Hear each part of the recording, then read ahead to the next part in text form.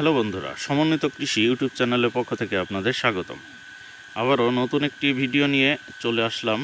সেটা হচ্ছে যে আপনারা এই নতুন বছরে অনেকেই পেঁয়াজের দানা লাগাচ্ছেন, অর্থাৎ পেঁয়াজ লাগানোর জন্য চেষ্টা করছেন। তো আপনাদের দেখাবো পেঁয়াজের দানা কিভাবে লাগাবেন, আর কি পরিমাণে কাটতে হবে, আর কেনই বা কাটতে হবে, বা কোন পেঁয়াজের দানাগুলা ভালো। তো আপনারা দেখতে পাচ্ছেন আমার কাছে কিছু পেঁয়াজের দানা আছে, পেঁয়াজের ভাতি বলে এলাকায়। তো এই যে পেঁয়াজের গাছটা, অর্থাৎ পেঁয়াজের চারা, তো এই ধরনের চারাগুলো সবথেকে ভালো। আপনারা উচ্চ ফলন পাওয়ার জন্য ভালো দানা অবশ্যই নির্বাচন করবেন।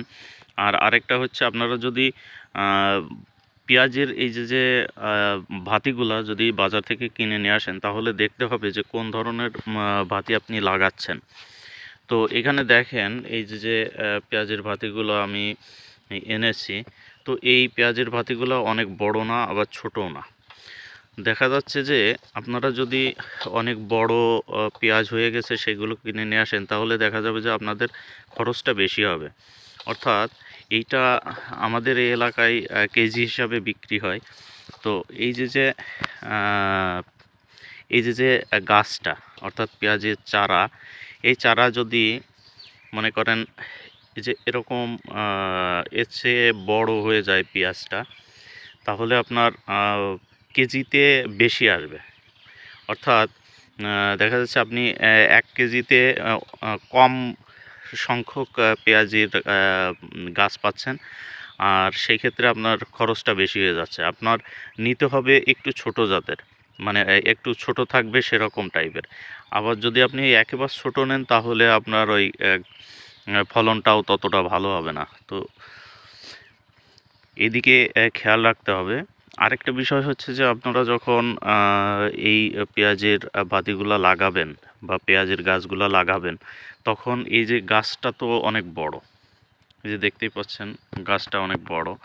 তো এই গাছটা কিছু অংশ যদি না কেটে দেন, দেখা যাচ্ছে আপনি লাগালেন। কেন কাটতে হবে, প্রথমেই বলেছি কেন কাটতে হবে।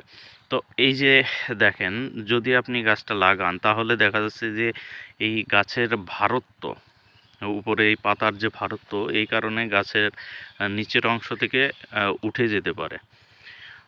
তো এই কারণে, আর আরেকটা বিষয় হচ্ছে এরা যাতে ঠিকঠাকভাবে অক্সিজেন গ্রহণ করতে পারে।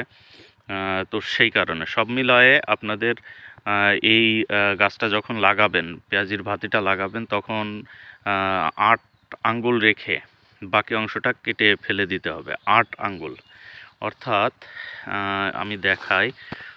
তো এই যে এইখান থেকে, এই যে গাছ থেকে এইভাবে আপনি মাপ দিবেন, এই 8 আঙ্গুল রেখে এই বাকি অংশটাকে, সামনের এই অংশটা আপনার কেটে ফেলে দিতে হবে।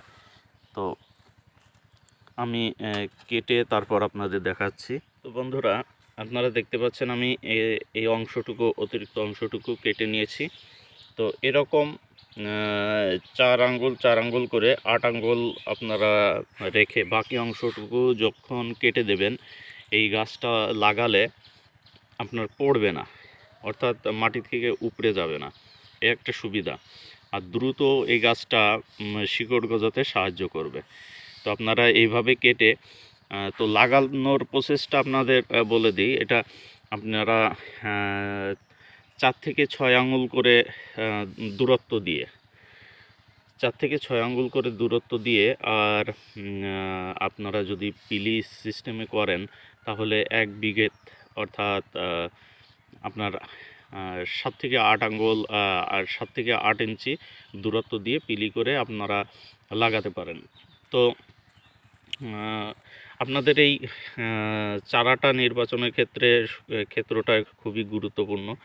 তো এই যে দেখতে পাচ্ছেন সবগুলোই প্রায় একই সাইজের। তো এরকম চারা সংগ্রহ করবেন। তো আমি লাগিয়ে তারপর আপনাদের আরেকটা ভিডিও দেখাচ্ছি। আমি কিছুটা মাটি তৈরি করে নিই। তো বন্ধুরা, অবশেষে এই যে আমি সবগুলো কেটে নিয়েছি, এরকম সাইজ করে রেখে 4 4 8 আঙুল দেখতে পাচ্ছেন, এই 4 আঙুল 4 আঙুল 8 আঙুল এরকম 8 আঙুল পরিমাণ রেখে বাদবাকি অংশ কেটে ফেলে দিতে হবে। কেটে ফেলে দেওয়ার পরে আপনার তৈরিকৃত যে জমি, সেই জমিটা এইভাবে লাইন তৈরি করতে হবে। এই যে দেখতে পাচ্ছেন আমি লাইন তৈরি করেছি। তো এরকম লাইন তৈরি করবেন। এই যে দেখেন এরকম লাইন তৈরি করবেন, করার পরে এই যে ঠিক এরকম করে, অর্থাৎ আপনার 4 থেকে 6 আঙুল, এই যে 4 থেকে 6 আঙুল দূরত্বে আপনার পেঁয়াজটা লাগাতে হবে, পেঁয়াজের এই বাতিগুলা।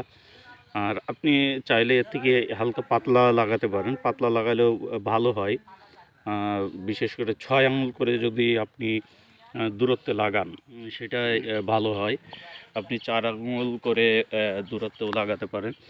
আর এই যে এক লাইন থেকে এক লাইনের দূরত্ব আপনার 6 ইঞ্চি, 5 থেকে 6 ইঞ্চি, মিনিমাম 6 ইঞ্চি হতে হবে। তো সেটাই বেস্ট হয়। তো আপনারা এইভাবে লাগাবেন, লাগানোর পরে হালকা পরিমাণে একটা সেচ দিয়ে দেবেন একদিন পর, বা সকালে লাগালে বিকালে হালকা করে একটা সেচ দিয়ে দেবেন, তাহলে মাটিটা একসাথে বসে যাবে, গাছের সাথে মিশে যাবে, তারপরে শিকড় গজাতে সাহায্য করবে। তো আজকে ভিডিও এ পর্যন্তই, পরবর্তী ভিডিওতে দেখা হবে। ভিডিওটা যদি ভালো লেগে থাকে তাহলে অবশ্যই লাইক কমেন্ট শেয়ার করবেন, আর সাবস্ক্রাইব করতে ভুলবেন না। যদি কোনো নতুন দর্শক হয়ে থাকেন অবশ্যই সাবস্ক্রাইব করে পাশে থাকবেন। ধন্যবাদ।